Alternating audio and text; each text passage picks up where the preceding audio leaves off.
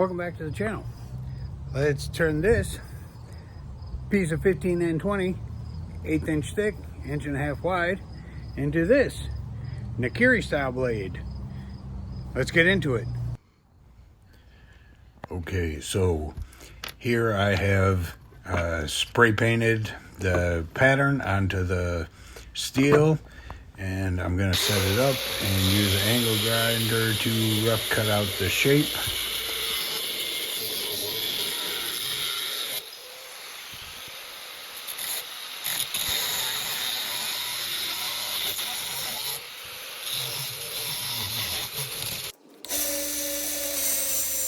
Using the belt grinder to finish up the profile.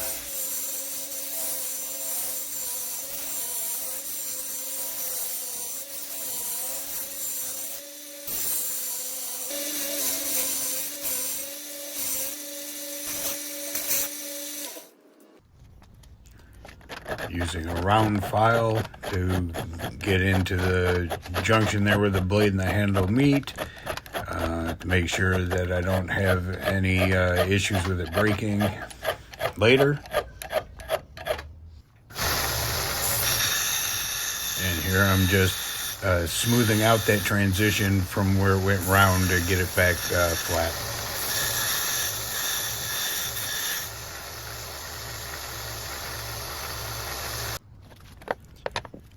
I'm putting the pattern back on, and I'm going to use a center punch so I can drill the holes for the pins. Those magnets didn't like sticking on there. Every time I hit it with a hammer, one of them would jump off.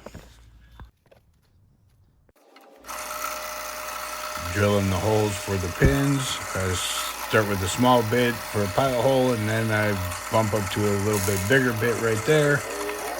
And do the final size. And here I'm just doing a little chamfer on there so the pins will go in easy.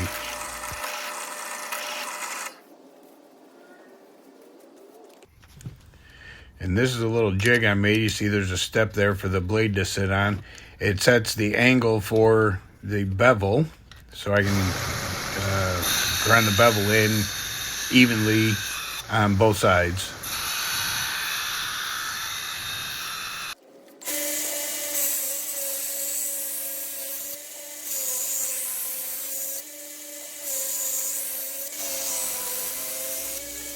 I use the 120 and 240 belts here just to rough in the bevels before I temper. Before I quench, and I'm firing up the forge here to do just that now.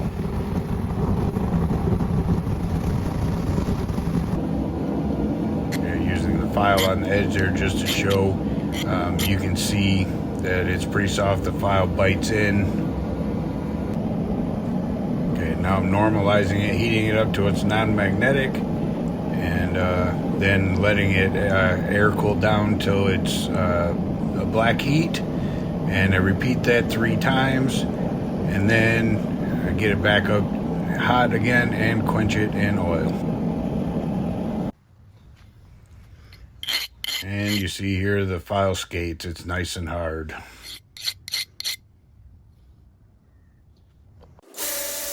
Okay, back to the belt grinder. I'm gonna clean up the bevels here, get any scale on there off, so then it can be tempered.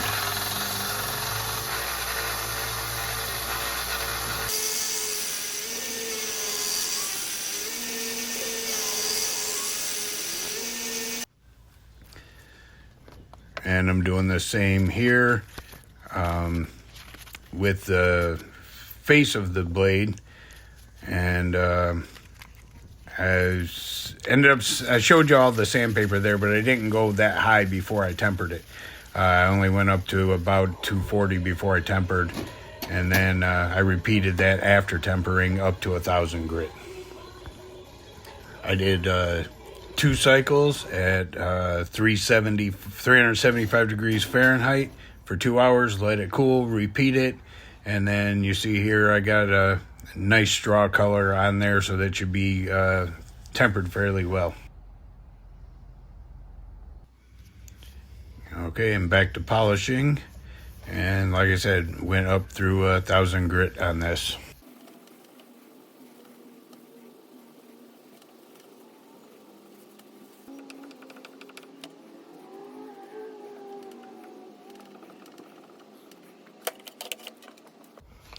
And you can see there, she's shining like a new penny. I just have to do the bevels. And that's what I'm doing here. Up to 1,000 grit on that as well. And I'm just gonna put the knife and the handle scales together so I can trace it out and drill the pinholes in the handle scales and cut the scales out on the bandsaw.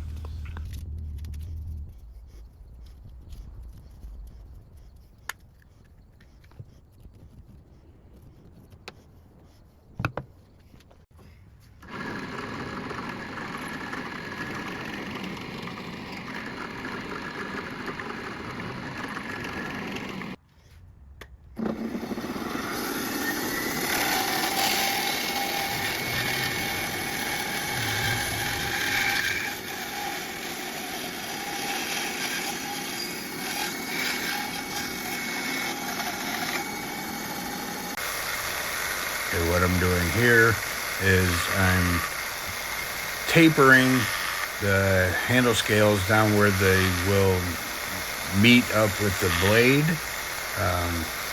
It's just easier to do it before you put them on the knife.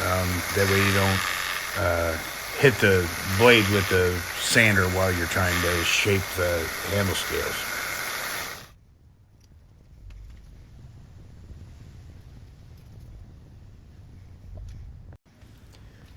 Now I'm just cutting some brass rod down for the pins.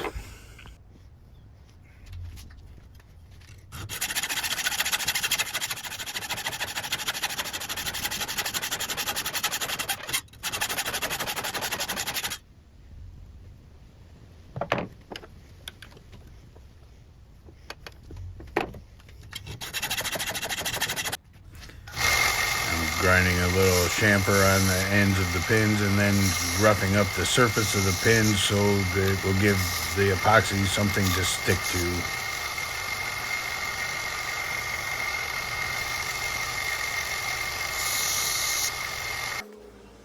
Okay, now I'm gonna mix up the epoxy and assemble the handle scales to the blade with the pins, clamp it all together, and then I let it sit overnight.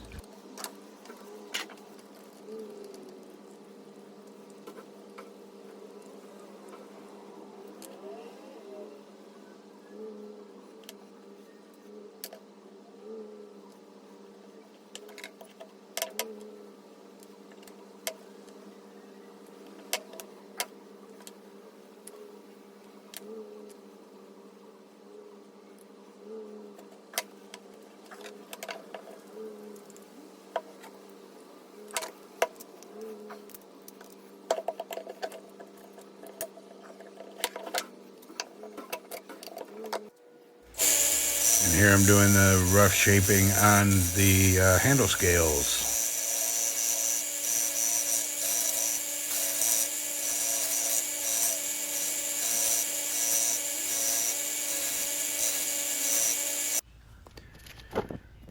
Alright, starting with the 100 grit, I'm going to sand the handle scales, do the final shaping on them, and get the pins polished.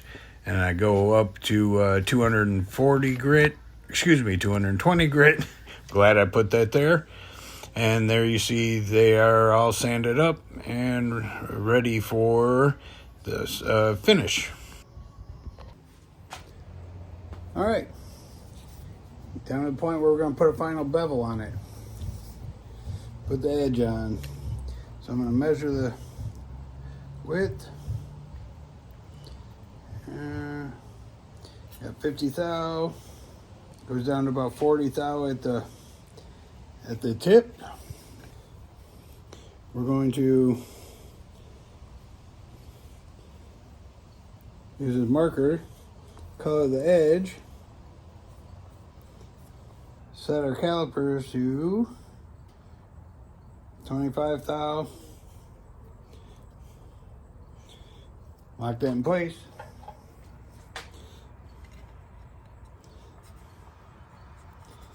Inscribe a center line.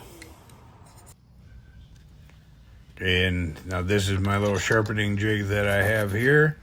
And I start with a 220 grit because that's the lowest sandpaper I have for this. I need to get more because this took entirely too long, but I started at 220 grit and worked my way to that center line on both sides, and worked my way up to 1000 grit.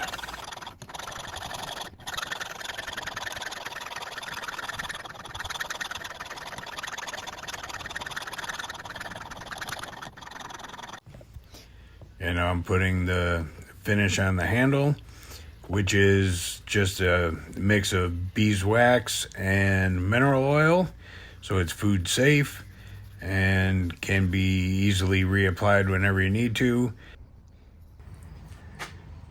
There she is, all done. Nakiri style knife. Turned out pretty good.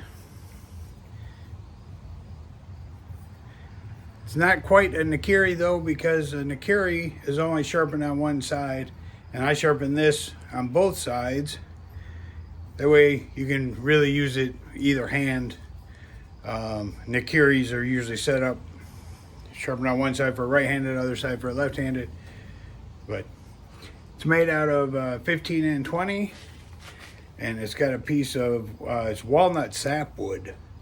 So that's why it's a little bit lighter. Made this for a friend who's doing a painting for me in trade for the knife, and he said he wanted something dark, and this was the darkest piece of wood I had. So let's give it a little test here. Got a little scrap of paper.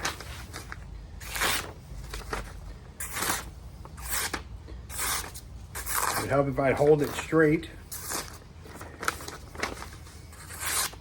There we go.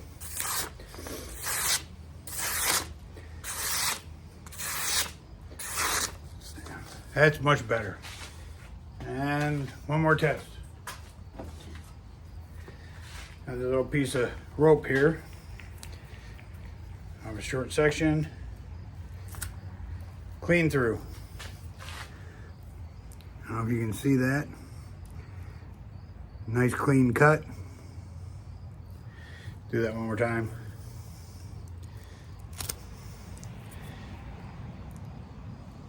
Clean as you're gonna get. You know what? I got one more test. I'll be back. I remembered I had a few tomatoes still on the plant out in the garden just outside of my shop here, so I went and grabbed one.